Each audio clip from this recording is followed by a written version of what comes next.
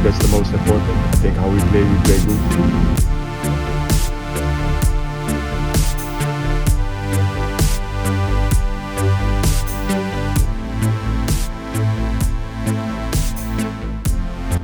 Baru-baru ini, gelandang Persib Bandung Tom Haye mengungkapkan kekecewaannya yang dimana ia harus bermain 2 hari setelah perayaan Natal.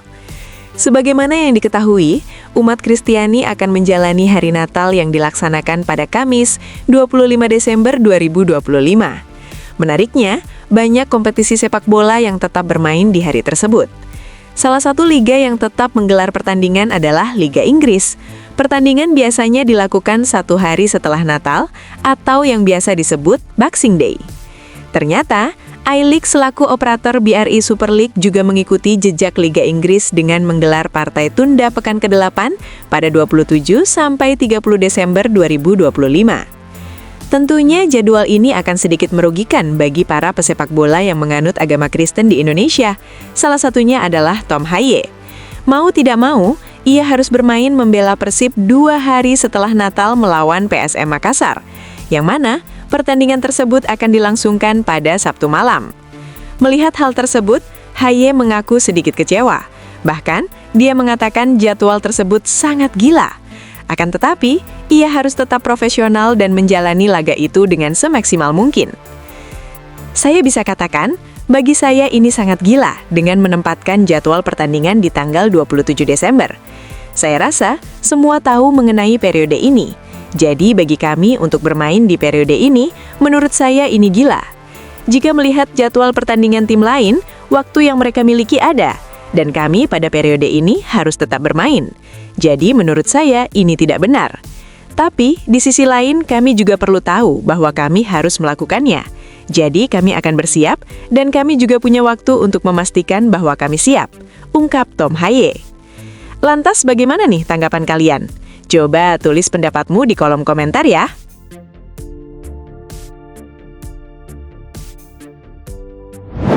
Saat ini, isu hengkangnya Federico Barba dari skuad Persib Bandung kian hari kian terasa kencang. Bek asal Italia itu belakangan santar dikabarkan masuk dalam radar beberapa klub Serie B Italia yang disebut-sebut tertarik memulangkannya ke tanah kelahiran. Kencangnya rumor tersebut bahkan bukan tanpa alasan. Dalam salah satu pengakuannya, Barba seolah memberi sinyal kuat bahwa dirinya mempertimbangkan untuk hengkang dari Maung Bandung. Seperti biasa, faktor keluarga menjadi alasan utama, mengingat seluruh keluarganya saat ini berada di Italia. Situasi itu jelas membuat masa depan Barba di Persib mulai dipenuhi tanda tanya besar. Sontak saja, kabar ini pun membuat bobotoh cemas bukan main. Bagaimana tidak, sejak bergabung bersama Persib, Federico Barba menjelma menjadi sosok sentral di lini pertahanan. Penampilannya yang konsisten, tenang, dan disiplin membuatnya cepat merebut hati publik Bandung. Tak sedikit bobotoh yang menilai Barba sebagai salah satu bek asing terbaik yang pernah dimiliki Persib dalam beberapa musim terakhir. Namun, di balik drama potensi kepergian Barba, muncul kabar lain yang justru memantik optimisme.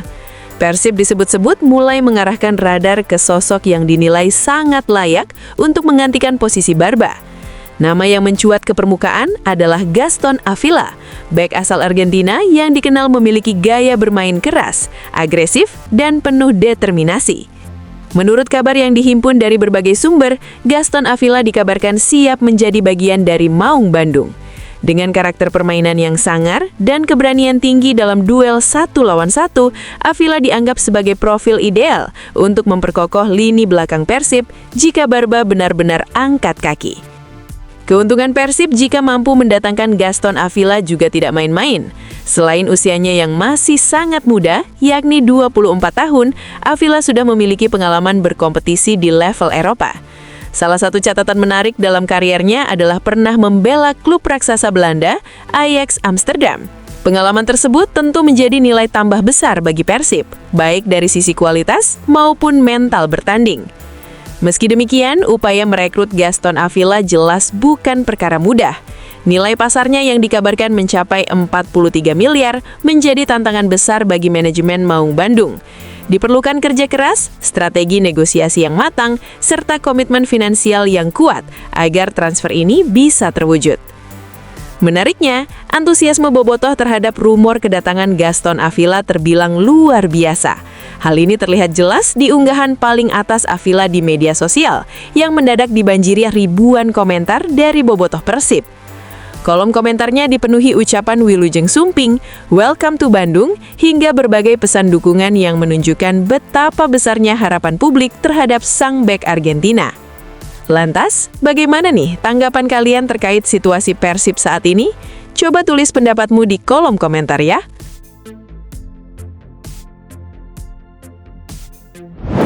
Saat ini skuad Maung Bandung tengah menggeber persiapan menjelang laga krusial melawan PSM Makassar pada lanjutan Super League 2025-2026. Laga yang akan digelar di Stadion Gelora Bandung Lautan Api ini akan dilangsungkan pada Sabtu mendatang. Pelatih Persik, Bojan Hodak, menegaskan fokus penuh timnya kini tertuju pada duel melawan Juku Eja. Skuad Maung Bandung terus menjalani sesi latihan pemulihan di lapangan pendamping Stadion GBLA dengan pemantauan kondisi pemain secara menyeluruh. Hodak memastikan seluruh pemain dalam kondisi bugar usai kemenangan atas Bayangkara FC. Tidak ada laporan cedera dari laga tersebut, sementara Mark Klok yang sebelumnya absen sudah kembali bergabung dalam sesi latihan. Pelatih asal Kroasia itu juga menilai kondisi fisik anak asuhnya mengalami peningkatan signifikan. Antusiasme pemain terlihat tinggi saat menjalani program latihan yang telah disiapkan tim pelatih. Kemenangan adalah recovery terbaik. Jadi bagi kami setelah 6 pertandingan dalam jeda yang singkat, kini ada waktu selama 1 pekan untuk melakukan persiapan dan semuanya melakukan pemulihan dengan baik. Semuanya antusias melihat ke depan untuk laga berikutnya. Hari ini kami hanya melakukan latihan recovery bagi 11 pemain pertama dan pemain yang lain mendapat latihan tambahan. Saya yakin besok semuanya sudah siap dan pada dasarnya akan mulai mengasah taktik sebelum pertandingan melawan PSM, ungkap Bojan Hodak. Dengan persiapan matang dan kepercayaan diri tinggi, Persib Bandung bertekad melanjutkan tren positif saat menjamu PSM Makassar di hadapan pendukungnya sendiri. 3 poin jelas diusung pasukan Maung Bandung untuk membuat jarak dengan pemuncak klasemen semakin menipis.